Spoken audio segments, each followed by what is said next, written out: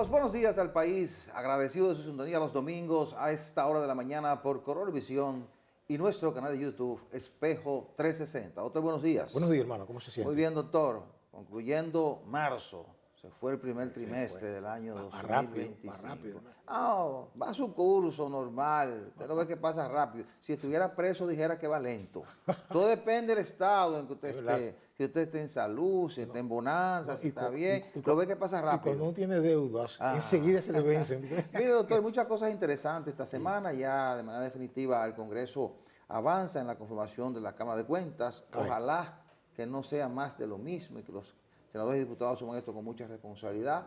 Observo que el gobierno está entrando en una ruta un poco complicada para el presidente Luis Abinader, por los niveles de crítica, de cuestionamiento y cómo la oposición está enfocando las acciones en contra del gobierno, lógicamente tratando de posicionarse para el 2028. Y bueno, me llama mucho la atención una sentencia a un exdiputado que va a provocar un gran debate en el Congreso en torno a las exoneraciones que venden los diputados y senadores cada año.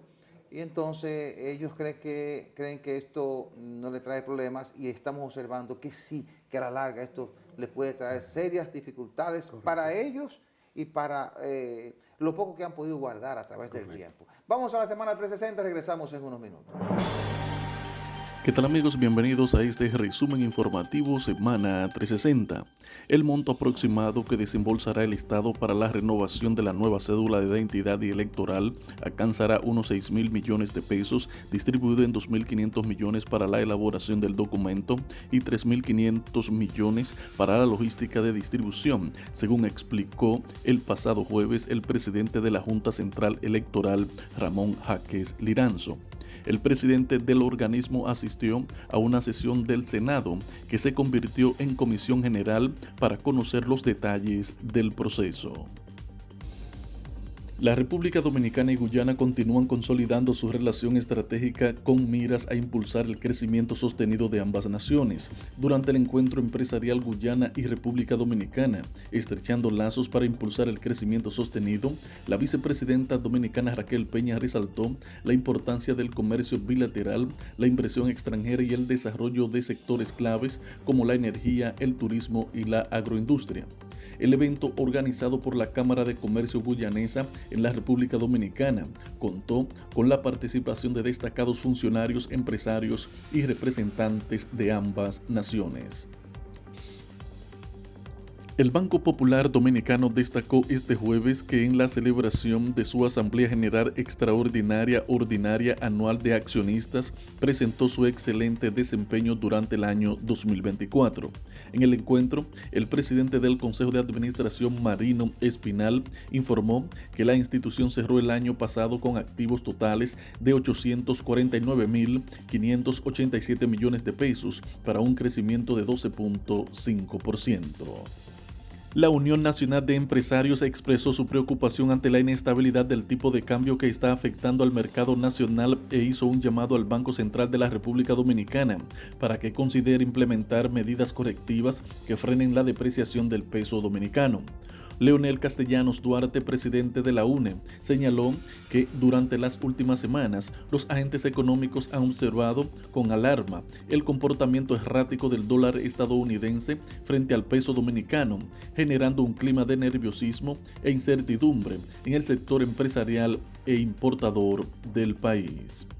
Los recientes rebrotes de la peste porcina africana en la República Dominicana sumen a los pequeños y grandes criadores de cerdos en la incertidumbre, mientras las autoridades niegan que la enfermedad detectada en el 2021 se haya salido de control. Las mermas en la producción local por la peste porcina africana han incrementado las importaciones de la carne de cerdo. Solo en el año 2024, el país destinó $212.7 millones para la compra de 73.3 millones de kilos de carne de cerdo, superando los 53.3 millones de kilos producidos a nivel local en ese año, conforme a la Dirección General de Ganadería.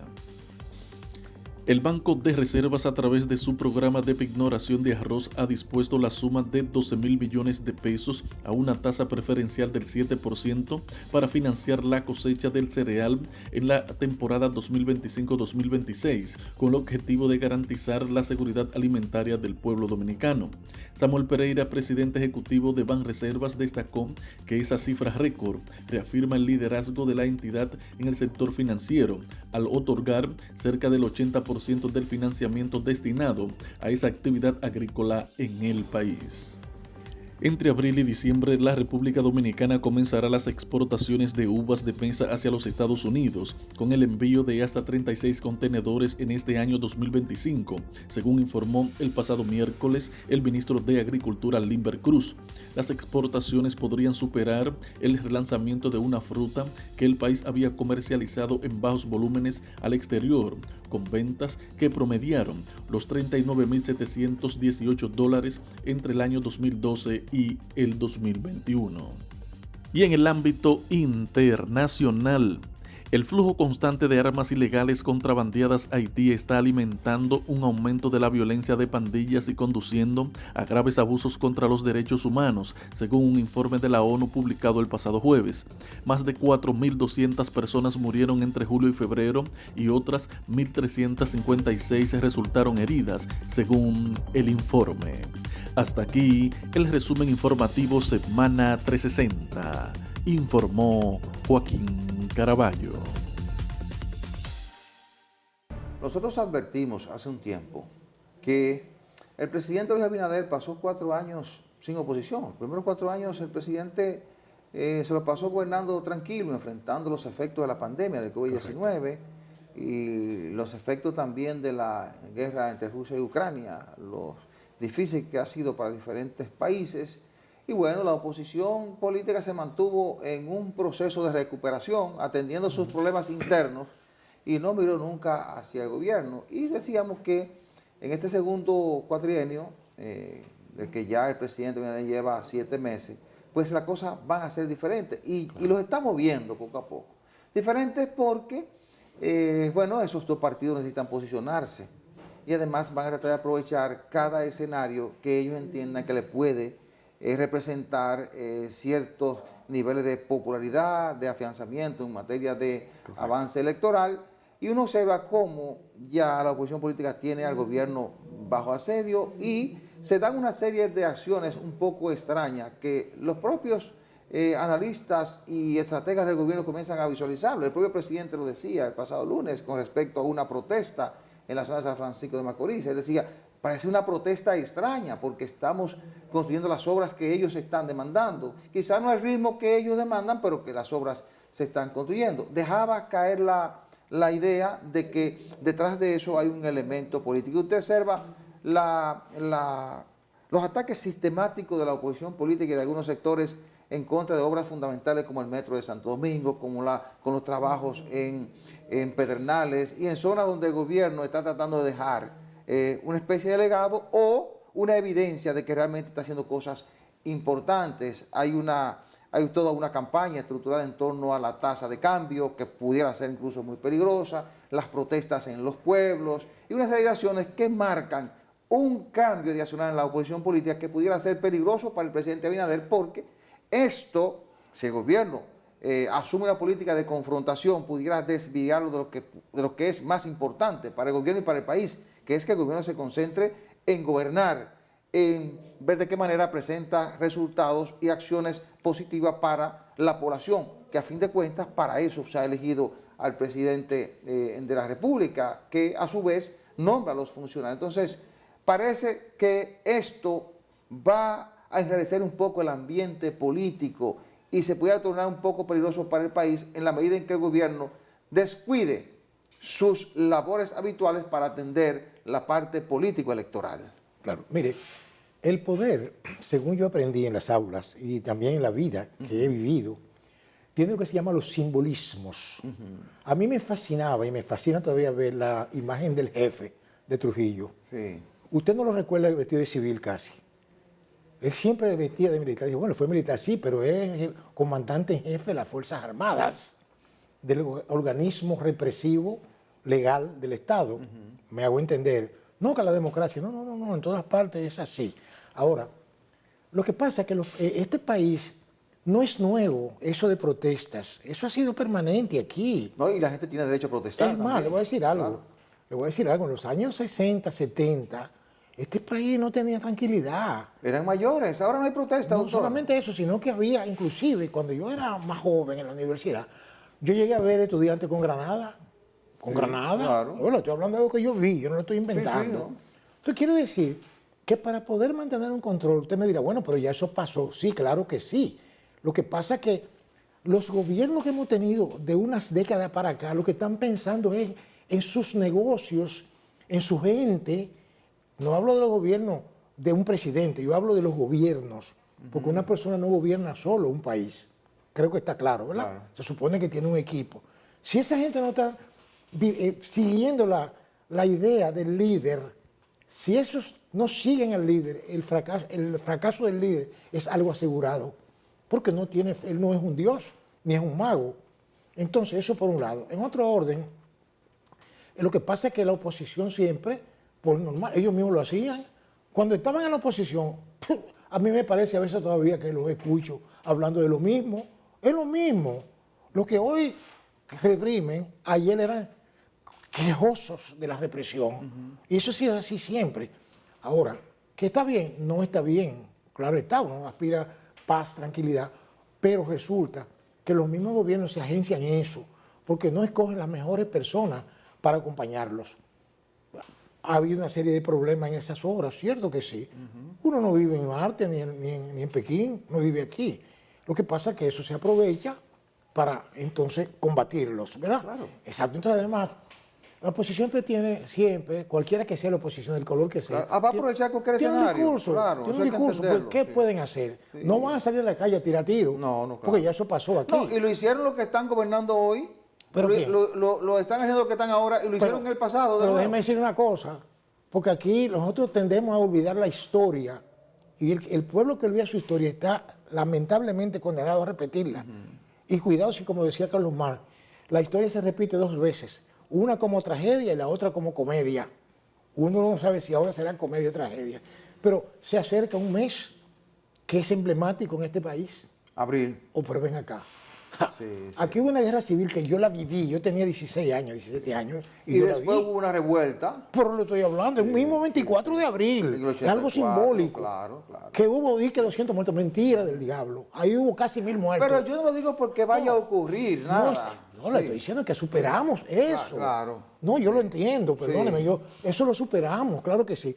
Pero no se pueden chinchar las avispas, porque el pueblo dominicano no es un pueblo que está no, este pueblo tiene una historia. Sí, pero doctor, pero la protesta. Oiga, a qué yo me refiero, no es, porque usted y yo estamos de acuerdo. Correcto. La protesta no es mala. Claro. Porque los pueblos tienen que reclamar soluciones. Yo no me Exactamente. refiero, ni critico eso, no. Lo que sí estoy observando es, y hago la observación para que la gente del gobierno lo entiendan y que estén claros en qué es lo más importante. Aquí faltan todavía 3 años para la campaña electoral. Y nosotros martillamos y repetimos eso.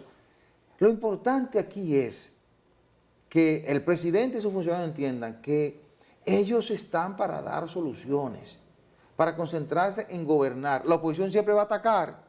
Y la cosa puede estar buena y te van a decir que está mala. Claro. Porque lo hicieron, es el discurso. lo hicieron estos que están en el gobierno y lo han hecho y lo están repitiendo ahora los que están en la Todos oposición. están descalificados para eso. Y buscar su posicionamiento. Claro. El posicionamiento lo busca la oposición atacando al gobierno. Ahora, esto, si desde el gobierno, porque ya hay mucha gente aspirando, se prioriza enfrentar a la oposición y no se prioriza gobernar para presentar soluciones, el gobierno iría en una dirección equivocada. Lo que pasa, exacto, que ahí, perdón que le interrumpa ahí, lo que pasa es que aquí se está durmiendo de un lado y se cree que ese lado va a estar siempre ahí. Sí. Aquí puede haber sorpresas, porque aquí hay una vía de escape y es que, por ejemplo, yo podría presentar una candidatura. No, pero todavía no hay posibilidad, doctor. ¿Usted cree? Pero se puede presentar. Oiga.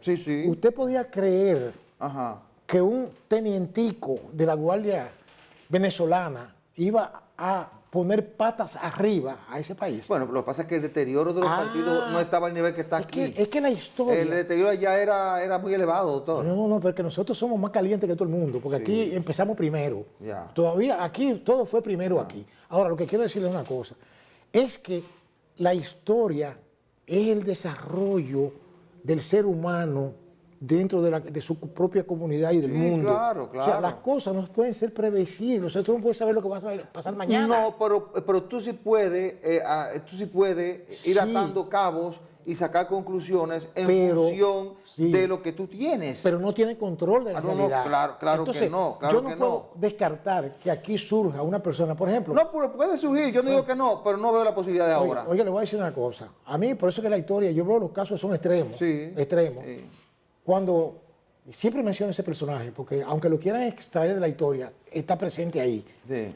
Cuando Trujillo, que es un simple militar, hablaba de aspiraciones, la élite de aquí decía, pero ese tipo es un loco, ese tipo es un guardia. Cuando le avisaron que el hombre ganó, sea con fraude como sea, ¿sabe lo que dijeron? No puede ser, no puede ser, no puede ser. Frase histórica. Sí. Mírenlo ahí. O sea, conclusiones. No, además, esta gente que está en el poder debe tener lecciones de la historia, porque su primer gobierno, después de la caída de ese régimen de Trujillo, fue precisamente el PRD. Sí, y fue derrocado por un golpe de Estado. ¿Por qué? Sí. Porque ese presidente se olvidó de su base política, que era el partido que lo llevó ahí. ¿Usted está entendiendo? Y entonces así por el estilo. Lo que quiero decirle es que aquí nada más se trabaja para las próximas elecciones. No se piensa en las próximas generaciones. Ese es el problema que hay aquí. Sí, pero yo lo digo desde el punto de vista de que para mí como ciudadano y como observador es más importante que el gobierno pueda concentrarse en presentar soluciones que en salir a enfrentar la oposición que siempre lo va a atacar. Y que, bueno, pueda ir comunicando a la población e informando de sus acciones y del nivel a que va cada proceso, cada obra, cada proyecto que se emprende desde el Ejecutivo para que la población esté lo más edificada posible en función de las ejecutorias del gobierno, porque la gente siempre tiene la expectativa de que los gobiernos trabajen para solucionar los problemas, no de alguien en particular, sino del colectivo. Vamos a la pausa. La Cámara de Cuentas es un organismo importante para el buen funcionamiento del Estado dominicano. Tiene la responsabilidad de auditar los fondos públicos. La Cámara de Cuentas es un órgano de control. Para mí, el más importante para garantizar pulcritud en el manejo de los fondos públicos. Sin embargo, nosotros hemos visto a través del tiempo que la élite política, la gente que ha gobernado, se ha asegurado de tener en la Cámara de Cuentas a gente que no haga el trabajo que realmente hay que hacer para no entrar en contradicción, para no chocar con los funcionarios, para que no se haga la supervisión que hay que hacer, y desde ese punto de vista, desde esa realidad, entonces los políticos gobernantes poder hacer y deshacer en la administración de la cosa pública. Eso en apariencia, usted puede decir, bueno, la Cámara de Cuentas ha funcionado, sí, en apariencia, y ha pasado mucha gente por ahí que ha hecho muchas auditorías, que ha acomodado auditorías y se va a encontrar incluso con cámaras de cuentas que han sido un fracaso. Algunas han tenido incluso que someter a sus miembros a juicios políticos y hay otras que han caído en la inercia como esta que estamos cambiando ahora, que cayó en la inercia por los conflictos internos, por las diferencias internas y además de eso, por los intereses políticos que dominaban en esa Cámara de Cuentas. De hecho, esa Cámara de Cuentas fue investigada por el nivel de conflicto, hasta el extremo de que la comisión que investigó sugirió un juicio político a la institución de ellos. Sin embargo, desde el Congreso Nacional, los presidentes de la Cámara de Diputados y del Senado sugirieron que ellos se pusieran de acuerdo, que se entendieran, le dieron de lado a la sugerencia de la comisión y la evaluación que se tiene de la Cámara de Cuentas es que fue un fracaso total. No hicieron ni el 5% de las auditorías que tenían que hacer. No se auditó absolutamente nada. Para mí hemos retrocedido en materia de transparencia, porque si no se auditó absolutamente nada, usted no puede decir que ha habido transparencia. Entonces, ahora el Congreso Nacional está envueltos en el proceso de elección de los nuevos integrantes. Esta semana se eligieron las ternas, se someten al Senado de la República y posible esta semana que iniciamos tengamos los nuevos integrantes de la Cámara de Cuentas. Ojalá que diputados y senadores puedan reivindicarse, que puedan resolver el error que han cometido eligiendo cámaras de cuentas cuyos integrantes no han hecho el papel que amerita que se haga desde esa institución y que puedan elegir lo mejor. Hay gente ahí en esas ternas que son personas de instituciones vinculadas al partido de turno y vinculadas a partidos aliados. Eso no es malo. Ahora, traten de escoger lo mejor, de gente que pueda actuar con independencia y que pueda marcar un antes y un después en esa Cámara de Cuentas. Porque lo que se hizo en estos últimos 4 años fue realmente una vergüenza, doctor. Cierto. Fue una vergüenza porque no hay resultados y de hecho esa gente se va a ir para su casa campante y sonante hasta con dinero asegurado para su retiro. Claro. Porque se van pensionados por ley. Claro. Mire, la riqueza y la flexibilidad del idioma español que hablamos es increíble. Por ejemplo, yo veo que aquí se dice terna, pero que una terna son 3 personas. Son 3, claro. Y esos son 5. Eso es un quinteto. Ellos envían 5 ternas. De esas 5 ternas eligen 5 porque tiene 5 personas. Cada uno de esos quintetos. No, esto tiene una confusión. Sí. En la Cámara de Diputados, la comisión somete 5 quintetos. Exacto. De esos quintetos, exactamente. El Pleno de la Cámara de Diputados elige 5 ternas, que fue lo que hizo a final de esta semana. Exacto. Y esas 5 ternas se mandan al Senado para elegir los 5 Claro, miembros. pero eso no lo aclaran al lector, ¿verdad? Que el lector cree que las ternas son 3. Exacto, las ternas son 3. Las ternas son 3. Pero por ahí no es que voy, sino, sí, porque hay muchas cosas también que a uno le llama la atención. Claro. Como que es resoluto, eso no existe en español. Eso no existe. Pero quiero decirle lo siguiente, mire, sobre la Cámara de Cuentas, nosotros habíamos hablado bastante en los tiempos que se estaba eligiendo esa Cámara que salió ahora. Y nos referimos al juicio político que le habían hecho al anterior, ¿verdad? Incluso hubo uno que resistió hasta el final y fue destituido por el Senado. Siempre recuerdo lo que decían cuando yo era muchacho. Y otros renunciaron antes de Claro, sí, claro, los más inteligentes renunciaron. Claro. Porque yo digo, fíjate, es que realmente yo oía decir cuando muchacho que lo importante no es cómo uno empieza, sino cómo termina. Y estas personas estaban ahí sin juzgarlos, porque yo no tengo la autoridad para hacerlo, pero como ciudadano, ¿verdad?, veo que no hicieron absolutamente nada. Al contrario, fue una lucha de poder interna ahí, que hasta llegó a querellas y cosas que, al final de cuentas, no pasó nada. Hubo hasta acusaciones de todo. Entre el presidente, Entonces, una vergüenza. Entonces, lo que quiero decirles es que la Cámara de Diputados tiene mucha responsabilidad en esas escogencias. Sí. ¿Por qué razón? Porque por lo que usted dijo en su diríamos, comentario ahora, y es que obedecen esas personas a intereses particulares que no tienen que ver necesariamente con intereses de los partidos. Va más allá, protegen, porque una cosa que a mí me enseñaron, yo tengo amigos que son auditores forenses y a esos no los tocan, porque esos son los que deben estar en esos cargos, que no tienen responsabilidad con nadie, ni tienen, digamos, tienen responsabilidad con el país, ¿verdad? Bueno, pero entonces el asunto es que a mí me explicaron que donde quiera que haya fondo del Estado, aunque sea un peso, ahí tiene que ir la Cámara de Cuentas a investigar qué se hizo. Auditar, porque eso es el órgano de control. Claro. Entonces, y hemos pasado 4 años sin hacer auditoría. Imagínense lo que ha ocurrido. Entonces uno se pasa revista.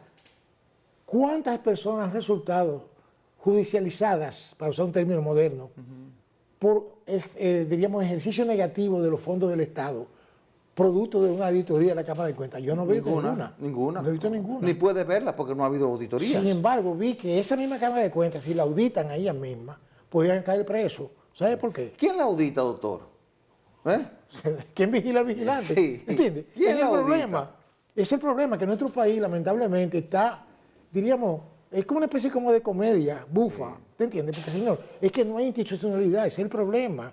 Aquí no hay arbitraje. O sea, aquí cuando se pierde la capacidad de arbitraje, suceden esas cosas. ¿Entiendes? Debe haber un organismo que pueda, no es que esté por encima de la Cámara, no. Es que haya mecanismos legales que permitan auditarlos a ellos también. Hoc, como decíamos en derecho, ad hoc, crear un organismo ad hoc, ¿verdad? Específicamente para esos casos, que lo pueda auditar que lo puede crear el mismo Senado también. Claro. Es lo que yo entiendo, para que haya un control.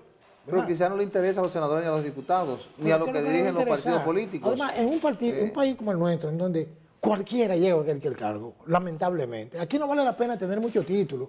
Yo conozco gente que tiene mucha experiencia, tiene mucho bagaje intelectual, muchos títulos, pero lamentablemente no le hacen caso. Entonces, en cargos que se supone que se requiere un mínimo, usted ve gente ahí que, yo no quiero entrar en detalle. Bueno, quizás no le sirven para una cosa, pero le sirven para otras. Bueno, Sí, porque quizás no le sirven para un cargo público, pero le sirve para su ejercicio particular, profesional. Y ahí es que usted tiene que demostrar para tener buenos resultados.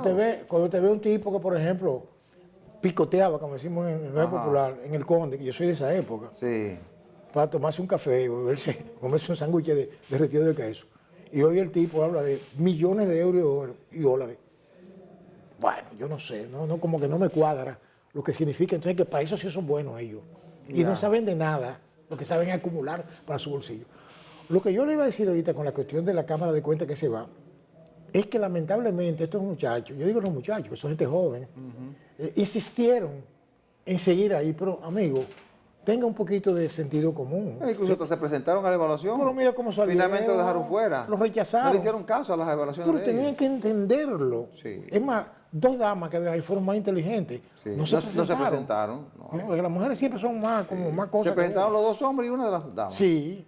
Porque eran 3 damas y 2 hombres. ¿Tú comprendes? Sí. Entonces, así que yo considero que ahora es una buena oportunidad que tiene Sí. esos organismos Yo pienso que sí. para designar algo que valga la pena. Si se tiene la voluntad de que haya una Cámara de Cuentas que realmente sea Exacto. un órgano de control, porque lo que yo he visto a través del tiempo es que hay una especie de gancho, de trampa de los mismos políticos para evitar que a ellos se les audite y hacer lo que les dé su voluntad con el manejo de los fondos Ya públicos. usted sabe. Es un gancho. Sí, son- Y por eso que usted ve que siempre se las arreglan para poner a alguien vinculado, Claro. que siente el compromiso.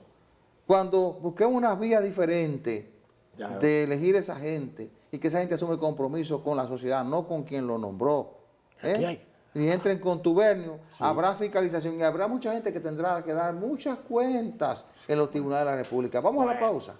Los diputados y senadores se benefician cada 4 años de 2 exoneraciones, doctor. Correcto. Se la dan con el argumento de que muchos de ellos necesitan viajar diario hacia diferentes pueblos del interior del país y que esos vehículos se destruyen y que lo necesitan. Pero ¿qué ocurre en la práctica? Lo que hace es que venden esas exoneraciones a un dealer, a alguien con mucho dinero, traen vehículos lujosísimos y el Estado deja de percibir muchos recursos. Eso los venden y esos vehículos andan por ahí a nombre de los diputados y los senadores. Entonces, ya está habiendo consecuencias. Por ejemplo, hay un exdiputado del PLD, Plutarco Pérez, de ahí de La Romana, que vendió su exoneración, una de ellas, a alguien de Santiago. El que lo andaba conduciendo chocó a un jovencito, lo mató a un prospecto de béisbol. Un tribunal de paz condenó al conductor a 2 años de cárcel y al diputado lo condenó a 3 años a 3 millones de pesos en indemnización para los familiares del jovencito. Eso ahora fue ratificado en una corte. Entonces, va a venir un debate que yo creo que tendrán que impulsar los propios diputados por la necesidad de eliminar esa exoneración y buscar otro mecanismo porque ellos son responsables. Miren cómo está ocurriendo. Usted, que es un abogado, jurista, experto en la materia, que ha visto muchas cosas en los tribunales, ¿cuál es el riesgo que corre esa gente, doctor? Mire, partiendo de este caso de este exacto, diputado. sí. Mire, eso, todo abogado y todo estudiante de Derecho desde el primer año empieza a entender esto. Y es que todo hecho del hombre puede generar 2 tipos de acciones. Sí. Una acción penal, si violenta una norma penal, ¿verdad? Un conductor sin licencia, un accidente de tránsito, Sí. y eso tiene una responsabilidad penal. Pero los hechos también producen un daño. Sí. Una Civil. responsabilidad civil. Exactamente, Sí. la palabra. Sí. Entonces, el aspecto penal está regido por el Código Penal, por los textos penales y procedimientos, mientras que el civil por el Código Civil. Ahora, la acción civil es algo que es independiente de la acción penal, aparentemente, está ligada, pero en el caso específico de los accidentes de tránsito, existe lo que yo recuerdo en el aula que le llamaban la relación de comitente a preposé. Es un término un poco extraño, pero tiene que ver, por ejemplo, si usted es dueño de un vehículo y yo soy chofer de ese vehículo o usted me lo presta, o me lo regala, o me lo vende, lo que sea, y yo manejo el vehículo, todos los daños que yo cause en ese vehículo, a mí me podrían condenar por daño, ¿cierto? Porque yo soy el que comete el hecho, pero resulta que la responsabilidad civil recae sobre el dueño de la cosa. Sí. La penal sobre el chofer y la civil sobre el dueño de la cosa. O sobre el patrimonio. Sí.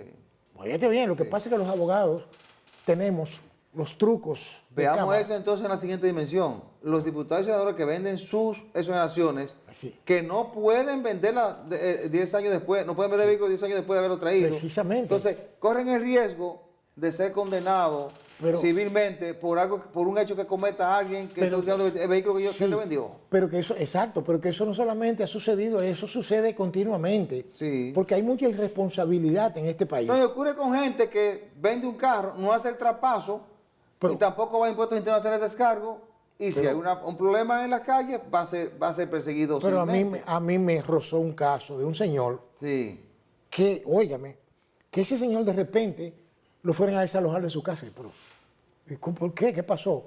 Resulta que era una demanda de responsabilidad civil, ¿verdad? O sea, una condenación en lo civil. Y eso se dejó así. Pasó el tiempo, se vencieron todos los plazos, y cuando le embargaron el inmueble, y cuando ya él vino a darse cuenta, y dice, ¿pero qué fue? Y cuando fueron al tribunal resultó que él había vendido un vehículo hacía más de 15 años, y ese vehículo estaba todavía a nombre de él, porque el problema es que el que compra un vehículo, generalmente muchos no hacen los traspasos. Sí, hay que hacerlo. Entonces, claro, había una situación, una dificultad en el impuesto interno, pero hay una ley que establece la posibilidad de que se haga el traspaso directamente. Por ejemplo, si usted vendió el vehículo para usted curarse en salud, y es una medida muy positiva de impuesto interno, entonces usted para curarse en salud, usted lleva el contrato de venta, lleva, por ejemplo, la cédula del comprador, la cédula suya como vendedor, ¿verdad? Y paga un impuesto, 300 pesos, una cosa así, y usted registra eso y usted está libre de responsabilidad. Sí. Si no es un diputado o senador, porque ese es lo que vende es una exoneración, pero que no solamente a ellos, que no se puede transferir sino 10 años después. Exacto, pero no solamente a ellos no solamente a ellos se le exonera también a personas que no tienen nada que ver con eso. Pero sí lo que quiero decirle es que realmente el propietario del vehículo... No me refiero a que se le exonere o no. Me refiero a que ese tipo de exoneración, el vehículo que se trae con esa exoneración no se puede transferir, sino hasta 10 años después. Sí, todos los exonerados son así, porque la ley establece así. Entonces, quien la vende corre ese riesgo. ¿Y por qué ponen ese largo plazo? Para que no tenga ningún valor de mercado al momento de... Pero lo que quiero decirle es que es un hecho, diríamos, contrario a la ley, es que el diputado, senador, quien fuera, venda, y todos han caído en eso. No hay uno que pueda... Es que lo venden, cada año lo venden. Claro. Entonces, aquí si se revisan las cosas que hay en este país, hay muchas cosas mal hechas durante mucho tiempo. Es decir, que no, es más, yo creo que no deberían darle ninguna exoneración.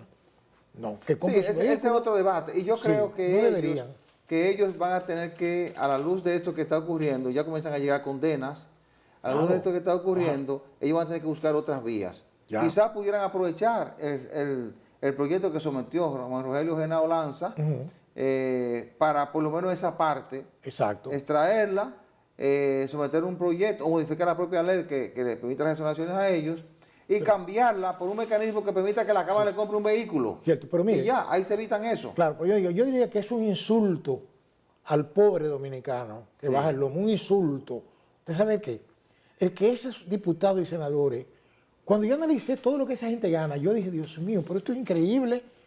Tanto dinero que esa gente maneja, sueldos lujosos, exoneraciones, dietas, qué sé yo. Señor, usted no puede tomar su dinero y comprarse un vehículo usted. Tiene que ser que también se lo exoneren.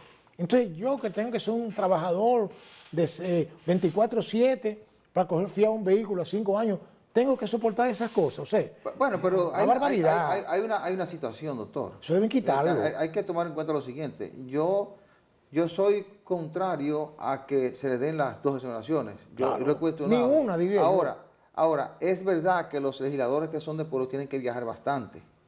Y es verdad que si usted tiene un empleo y quiere un vehículo, usted tiene que comprar su vehículo. Ahora, y tiene una condición que es diferente a de un profesional que va a una empresa. Es una autoridad del país que ha sido elegido Observe que si usted va a una institución pública, a usted le asignan un vehículo, a ellos le asignan un vehículo, le dan una exoneración para que lo compren, para que puedan viajar. Mire. Yo diría que aquí dos es una exageración, pero uno se justifica, por lo menos a lo que son de los pueblos. Usted me habló de dos instituciones, entre comillas, del Estado, Senado y Cámara de Diputados.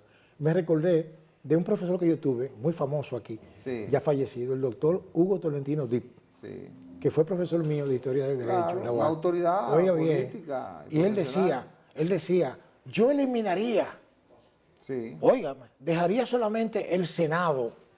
Él decía, creo que la Cámara de Diputados, yo no sé, teoría sobre eliminaría eso, eso. de una sola eliminaría cámara, eso, porque ¿para qué tener todo eso vago ahí? ¿Qué sé yo? ¿Usted me está entendiendo? O sea, usted dirá, yo soy anarquista. No, yo soy contrario a eso. Hay gente que es partidario de esa teoría, de que sea unicameral. Claro. Y otros entienden que no, que bicameral ha funcionado y que debe ser así. Ahora, si hay que quitarle privilegio, por ejemplo, o modificar la parte de las exoneraciones, yo creo que con esto que está ocurriendo, partiendo de que ellos pueden tener dificultades económicas con su patrimonio personal y sus bienes, entonces hay que pensar una vía de modificación de eso. Esa condena es fantástica. Es así. Vamos a hacer la pausa. Okay. Este gobierno, doctor, ha hecho 8 compras del 2020 a la fecha de equipos militares para fortalecer las acciones de seguridad nacional. Mucha gente pudiera parecerle eso un poco raro. Yo no lo veo raro, porque República Dominicana es un país que tiene una amenaza latente. Primero, comparte una isla con otro país con muchos problemas de violencia, de inseguridad, control de pandillas, me refiero a Haití. Entonces, en función de eso, y además de la amenaza del narcotráfico y de otras áreas del crimen, entonces tú tienes que prepararte. Por eso yo justifico que nosotros tengamos un ejército fuerte, República Dominicana, y que esté bien preparado. Y he observado que República Dominicana ha estado comprando tanques, ha estado comprando armas, ha estado comprando blindados, municiones, porque República Dominicana tiene que preservar su seguridad.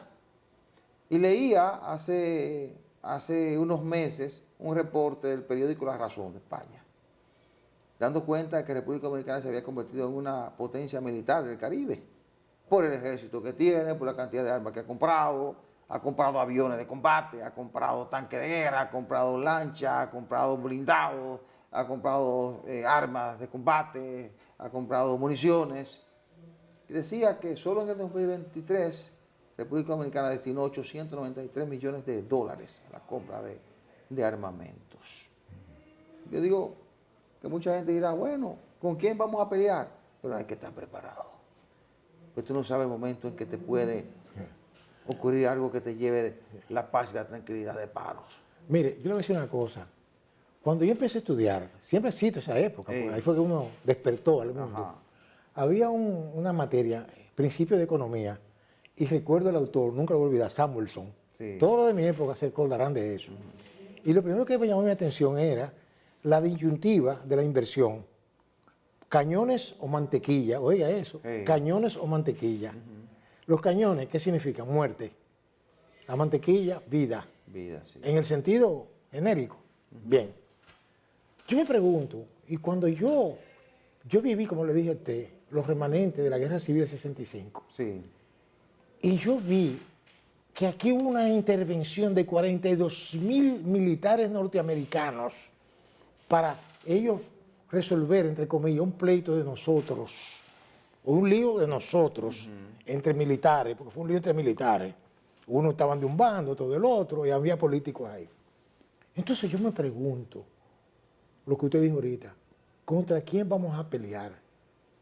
Si todas estas fuerzas armadas de esta zona del país están manipuladas por aquel poder.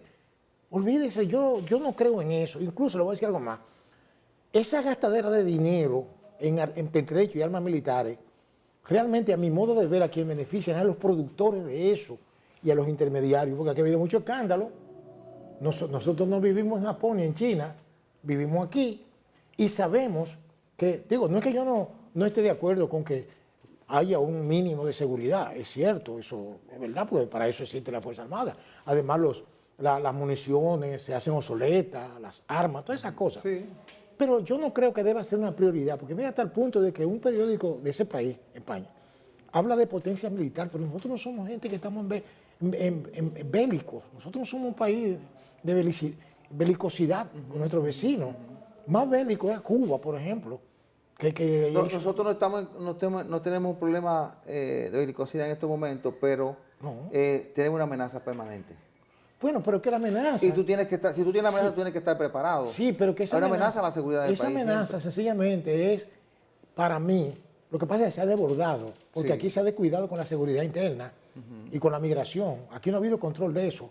Pero lo que ha traído eso aquí, porque no solamente es el vecino que amenaza la tranquilidad. No, el narcotráfico te la amenaza. ¿Quién? ¿O tuvimos que comprar una cantidad de aviones para combatir el narcotráfico? El narco tiene, oiga bien, el arma más poderosa que vence cualquier voluntad, que es el cash money. Oiga lo que le estoy hablando. Es decir que, no es que yo sea pesimista, pero yo que soy realista. Y yo estoy de acuerdo, sí, porque claro está, tenemos que protegernos, porque para eso están ahí. Claro. Pero yo creo que las prioridades son otras. Bueno, la seguridad nunca deja de ser una prioridad, sobre todo en un país. Sí, ahora la amenaza es mayor para la República Dominicana, porque entonces, el vecino está bajo control de las pandillas. Pero ¿y por qué entonces? Cuando esas pandillas decidan expandirse, debemos estar bien preparados. Pero lo que uno ve aquí entonces es que no hay tanto control. No, eso es otra cosa. Es gente que cruza por la corrupción que hay. Ahora me refiero a otro tipo de problemática. Hay gente que te cruza, como ha cruzado porque cruzan por Estados Unidos, por Estados Unidos cruzan por la frontera y estamos súper vigilados. Pero mira lo que está sucediendo en Estados Unidos. Bueno, está bien. Lo que digo es que puede pasar, siempre donde hay corrupción, la gente va a pasar. Porque yo me refiero a que tú tengas una amenaza que te afecte tu seguridad nacional, porque en algún momento te puedan atacar. Pero eso las pandillas, el narcotráfico. Pero eso depende de la política que los que dirigen el país apliquen. Bueno. ¿Te comprende? Sé que, es así. Yo estoy de acuerdo. Nosotros debemos estar preparados porque nosotros tenemos una amenaza permanente en República Dominicana a la seguridad nacional y debemos estar preparados para después no poner la mano en la cabeza, porque después es peor cuando no hay tiempo. La semana que viene va a estar muy centrada en las protestas sociales en los pueblos, las diferencias entre empresarios y sindicalistas en torno al código laboral que se conoce en el Senado de la República, la elección de la Cámara de Cuentas.